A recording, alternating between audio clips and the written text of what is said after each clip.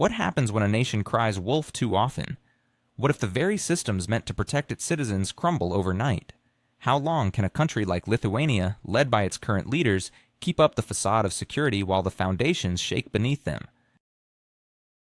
In the meantime, please subscribe to my channel, HotPoint, give it a like and leave a comment of at least 7 words, and if you feel like it, share this video with others. It will really help my channel. Thank you, and let's keep going. Vilnius is in flames.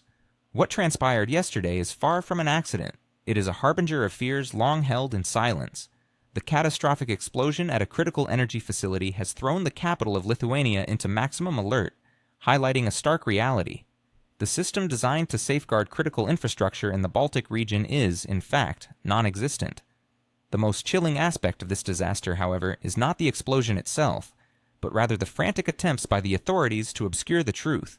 Less than an hour after the blast, officials hastily pointed fingers at culprits, issuing accusations devoid of investigations, expertise, or any substantial evidence. What is driving this rush? What truths are being shrouded in a smokescreen of blame? The answer lies in economics. For years, Lithuania has profited from reselling gas to its neighbors, inflating prices to line its own pockets. Now, that lucrative scheme hangs in the balance. Compounding the situation are unsettling developments. A military figure has vanished near the border, and booby traps have been placed in the frontier regions. With the explosion in the heart of the capital, the coincidence is hard to ignore. NATO remains silent, paradoxically quiet when their most strategic outpost in the Baltic stands vulnerable. Do they know the truth, or has Lithuania fallen off their priority list? What's most alarming is that this may only be the beginning. There is no safety net, no protective measures, only panic and a desperate search for an external enemy. But who is truly behind this explosion? I'm about to present you with the facts that the authorities wish to keep hidden. The emerging picture is genuinely frightening. In the comments below, I invite you to share if you have noticed any unusual activity around gas facilities in your area. It's crucial for us to gauge the broader scope of this preparation. Local residents reported seeing unusual movements of machinery near the site in the week leading up to the explosion. Surveillance cameras captured suspicious vehicles without identifying markings, while emergency services received anonymous warnings that they chose to ignore. All of this points to serious gaps in security and potential criminal intent. What we are witnessing is certainly more than a mere technological failure. The explosion at the Baltic energy terminal is not an isolated incident. It is a link in a chain of systemic failures that have plagued European energy infrastructure in recent months. The swift reaction from Lithuanian authorities, who hastily issued blame before any technical investigation could be conducted, is particularly telling. Let's take a step back and look at the bigger picture. Lithuania has positioned itself as a regional energy hub, engaging in the resale of gas to neighboring countries with considerable markups. Yet we are now witnessing just how vulnerable this strategy has rendered them. What is particularly striking is the muted response from NATO. The alliance seems to be distancing itself from the unfolding events, raising legitimate questions about the West's readiness to support its smaller partners. The situation in Vilnius serves as a litmus test, revealing the true state of European energy security. Amid sanctions and rising instability, EU countries are exhibiting a shocking helplessness in safeguarding critical infrastructure. The leadership in Lithuania finds itself in a tight spot. On one hand, there is the obligation to align with Western policy, and on the other, the growing risks to national security and economic stability. Behind the scenes, a frantic search for a way out of this predicament is underway. But the most intriguing developments are yet to unfold. What transpired next has compelled even the most skeptical analysts to reassess the situation. A significant move by one of the key players has altered the entire balance of power in the region. Experts are already discussing the unprecedented nature of these events and their potential far-reaching consequences for the entire European energy security framework and geopolitical stability as a whole. Information emerging from the Baltics indicates a serious escalation. The explosion at the Baltic energy facility near Vilnius is not merely a local incident. It fits into a disturbing pattern of accidents affecting European energy venues over recent months. Lithuania, which has loudly proclaimed external threats, has proven unprepared to protect its own infrastructure. The systemic issues within its energy sector have been exposed instantaneously, especially considering that the facility was deemed strategically vital for the entire region. Interestingly, Western partners are responding to these developments with noticeable restraint. It seems they are beginning to grasp that constant support for Baltic allies has become an increasingly costly endeavor, particularly in light of the ongoing turmoil in Ukraine, where resources are being wasted at an alarming rate. The sanctions that Lithuania so proudly championed have turned against its initiators. Russia has adapted, while European energy systems are crumbling. Lithuanian officials continue to demand funds to guard against imaginary threats, yet the reality is they cannot even ensure basic safety for critical infrastructure. It appears we are witnessing the early stages of a profound reconfiguration of the entire regional security landscape. Old frameworks are no longer effective, and new ones have yet to emerge. In this context, it becomes increasingly essential to discern who is truly capable of safeguarding their interests, and who merely creates an illusion of strength. Friends, I am eager to hear your perspective on how the situation appears from various corners of the globe. Please comment on which country you are watching these developments from. Your insights might help us see the bigger picture. As new challenges arise daily, having an objective understanding of the situation is crucial, and that understanding is shaped by diverse viewpoints. While Lithuania ramps up its military presence within its borders, serious questions arise regarding the effectiveness of such a strategy. Germany is, despite the sentiments of its own populace, actively transferring military equipment to the Baltic Republic. This decision seems particularly contradictory in light of the historical context and the evident reluctance of German society to engage in military conflicts. The Lithuanian government is tirelessly seeking support from German political figures, specifically Friedrich Merz. However, his party is rapidly losing influence in the Bundestag, casting doubt on the future of such collaboration. Amidst all this, alarming events continue to unfold within the country's critical infrastructure. A particularly telling incident occurred at the Balto-Sisvaks railway hub, a facility of strategic importance not only to Lithuania but also to its neighboring nations. A single accident paralyzed fuel supplies, creating significant issues for both industry and transport. Rather than analyzing their internal shortcomings, Lithuanian authorities prefer to seek external enemies. Nonetheless, the facts speak of systemic flaws, a critical dependence on foreign military assistance, an energy infrastructure that is highly vulnerable, and a glaring absence of a real security strategy. The situation is further complicated by the ongoing instability in the region, marked by the persistent conflict between Russia and Western countries. By trying to play the role of NATO's frontline state, Lithuania risks facing serious consequences from such an approach. All the more troubling is the fact that the country allocates a significant portion of its budget to military needs, while social programs remain underfunded. I am curious to hear your thoughts. Do you believe the current trajectory of Lithuanian authorities will bolster the nation's security? Please share in the comments where you are following these events from, so we can collectively analyze the situation from multiple perspectives. What unfolded in Vilnius was perhaps inevitable. A nation, having relied too heavily on key energy infrastructures, revealed all the vulnerabilities of the Baltic framework. Without fully understanding the causes, Lithuanian authorities hastily sought an external enemy. It's a familiar script, isn't it? The incident at the Balto-Sisvaks railway junction is indicative of a broader crisis. It signals just how exposed the entire energy supply system in the region truly is. The Baltic states, having chosen a path of confrontation with Russia, are now reaping the consequences of their decisions.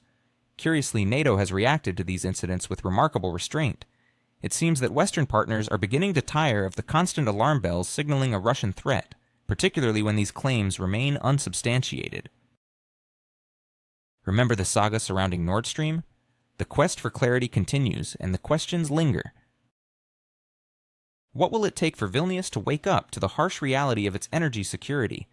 How long will it continue to accuse external forces without presenting any evidence? Is Lithuania truly prepared to defend its strategic assets, or is it merely a facade in the face of its own vulnerabilities? The recent events unfolding in Vilnius illustrate a troubling pattern. Loud accusations coupled with a stark absence of concrete facts. The European Union's sanctions policy has ensnared Europe itself in a perilous trap, sacrificing energy security on the altar of political ambition. The consequences are glaringly evident: a vulnerable infrastructure, soaring energy prices, and escalating social tensions. Lithuania, which has positioned itself as a bastion in the fight against Russia, now finds itself ill-equipped to safeguard even its own strategic assets. Meanwhile, the ongoing dismantling of monuments to Soviet soldiers raises questions about priorities. Perhaps ideological posturing has taken precedence over the actual safety of citizens. This precarious situation calls for a profound reevaluation of the entire European security policy. It is clear that constructing a defense based on anti-Russian sentiment and grandiose slogans is a flawed strategy. What Europe needs now is pragmatic solutions and a realistic approach to ensuring stability in the region. Friends, how is your country faring in terms of energy security? Please share your thoughts in the comments below, and let's collaborate to build an accurate picture of the unfolding events. The current developments in Europe's energy sector are raising more questions than answers. A recent incident at a gas distribution facility in Lithuania has caused many to ponder the actual state of affairs. Following the incident, Lithuanian authorities rushed into emergency consultations with NATO, a move that is quite revealing in itself. Coincidentally, issues also arose with the operation of the local LNG terminal. This situation deserves careful examination, especially regarding the gas supply chain. Lithuania, which loudly proclaims its energy independence, continues to procure Russian gas through convoluted means. At the same time, it attempts to play the role of a regional energy hub, raising the logical question, where does this gas truly come from? Officially, the narrative cites supplies from the United States and India, yet experts point to signs of Russian resource re-exportation, drawing parallels to the situation in France, where farmers' protests have uncovered a systemic management crisis. Citizens are taking to the streets, opposing bureaucratic pressures and ineffective government policies. The contradiction is striking. Countries like Lithuania publicly demand a severance of energy ties with Russia, while covertly continuing to rely on Russian energy sources through opaque gray channels. This duplicitous approach not only undermines trust, but also poses significant risks to the energy security of all of Europe. It is evident that the current methodology for energy policy necessitates a radical overhaul. The absence of honest dialogue and transparency in energy supply discussions is leading us down a dead-end path. This predicament becomes especially pronounced during the winter months, when the demand for energy resources peaks. I would be keen to hear your perspective on this situation. Please comment below and indicate which country you are following the developments from. What are your thoughts on the current state of affairs? Today we will delve into serious economic trends that are directly impacting our daily lives. A comparative analysis unveils a troubling picture. While Asian economies are showing robust growth, the traditional powerhouses of Europe, namely France and Germany, are clearly losing momentum. Particularly intriguing is the situation with the Russian economy, which, contrary to the grim forecasts of Western experts, is displaying remarkable resilience in the midst of a conflict-laden region. This resilience is prompting many analysts to revisit their evaluations. The scale of military confrontation in Eastern Europe is unprecedented. In terms of the number of weapons involved, and regrettably the toll of human lives, the current conflict surpasses all European confrontations since 1945. This fundamentally alters the perception of safety across the continent. The EU's sanctions policy has proven to be a double-edged sword. Instead of achieving the intended outcomes, it has incited a profound restructuring of economic ties, striking at the very heart of Europe. An energy crisis and inflation have become palpable realities for millions of Europeans. Recent incidents in the Baltic states vividly illustrate the vulnerability of critical infrastructure. Boisterous proclamations of transatlantic solidarity are shattered by harsh realities. Many nations are simply incapable of ensuring their own security. Energy prices remain a pivotal factor in the climate of instability. Without a complete reassessment of strategy, Europe risks losing its standing on the global stage. This issue is especially acute in the industrial sector, where high energy costs significantly undermine the competitiveness of European manufacturers. Friends, I am eager to learn how the situation appears from different corners of the world. Please share in the comments from which country you are observing these developments. What is happening with energy prices and the economy in your region? Let's discuss this together. Today we will focus on the alarming events in Vilnius, which compel us to reflect on the fragility of the European energy system. A powerful explosion at a key energy infrastructure site in Lithuania has raised serious safety concerns for the entire region. True to form, the Lithuanian authorities hastily attributed blame to external forces. But where are the facts? A week has passed, yet no tangible evidence has emerged to substantiate these claims. Notably, even Lithuania's Western partners are maintaining a cautious silence. None seem eager to support these loud accusations. A similar pattern was observed recently in Poland regarding the drone incident, initially full of grand statements, followed by a notable quiet. Why? The reality often proves to be far more complex than political rhetoric would suggest. Let's examine the facts. Aging infrastructure, maintenance issues, and the human factor are all significant contributors. Wouldn't it make more sense to investigate these angles first? Yet, it appears easier to conjure an external enemy. Interestingly, we are witnessing a transformation in the European security system at this very moment. Each incident like this is exploited by certain factions to foster heightened tensions. Who benefits from this? It's worth pondering. Especially telling is the silence from major Western players. They evidently comprehend that the situation is far more complicated than local politicians are willing to admit. Reality calls for a balanced analysis, not a search for scapegoats under political pressure. In the coming weeks, we will see whether the escalation of tensions continues or if common sense prevails. For now, I urge you to share which country you are following these events from. It would be fascinating to understand the geographical diversity of our engaged audience. It is crucial to note that such incidents demand thorough investigations involving independent international experts.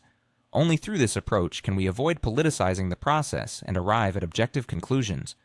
History shows that hasty accusations rarely lead to the discovery of the truth. What are your thoughts on the situation? Please leave your opinions in the comments below.